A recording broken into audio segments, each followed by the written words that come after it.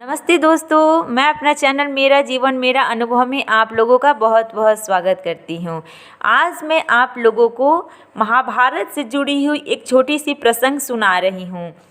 महाभारत का युद्ध समाप्त हो चुका था। भीष्म पितामह अपने शिविर में बाणों की सैया पर लेटे हुए थे। उनके पूरे शरीर पर तीर लगे थे। ऐसे में श्री कृष्ण भगवान पांडवों को लेकर उनके पास पहुँचे। श्री कृष्ण भगवान चाहते थे कि भीष्म पितामह पांडवों को राजधर्म का ज्ञान दे। उसी समय सभी ने देखा कि भीष्म पितामह की आंखों में आंसू थे। ये देखकर पांडवों को आश्चर्य हुआ और उन्होंने श्री कृष्ण भगवान से पूछा, आप कहते हैं कि भीष्म पितामह बड़े तपस्वी हैं। हम सभी जानते हैं कि हमारे पितामह अद्भुत व्यक्ति हैं।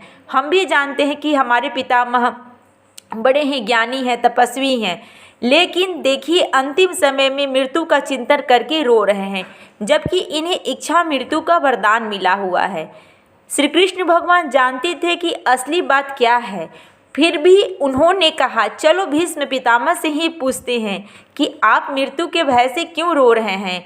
जब श्री कृष्ण भगवान ने ये बात पूछी तो भीष्म पितामह ने कहा कि आप तो मेरे रोने की वजह जानते हैं केशव, लेकिन मैं पांडवों को बताना चाहता हूँ कि मेरी आंखों में आंसू मेरे होने वाली मृत्यु की वजह नहीं है।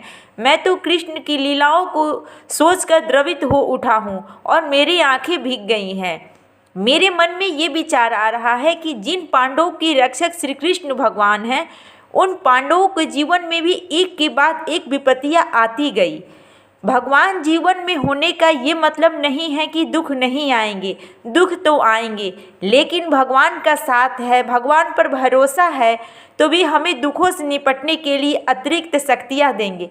बस यही सोचकर मेरी आंखें भर आई है। तो इस प्रसंग से यह सीख मिलती है कि हम पूजा पाठ करते हैं तो हम ये उम्मीद लगा लेते हैं कि हमारे जीवन में बाधाएं नहीं आएंगी। बाधाएं तो आएंगी ही, लेकिन भक्ति करने से जो साहस हमें मिलती है, पूजा पाठ करने से जो शांति मिलती है और भगवान पे विश्वास करने से जो हमें साहस मिलती है, उनकी वजह से ऐसी सभी समस्याएं हम आसानी से हल कर पाते हैं। तो ये थी मेरी छोटी सी वीडियो, जब मैंने आप लोगों के साथ एक महाभारत का प्रसंग शेयर किया।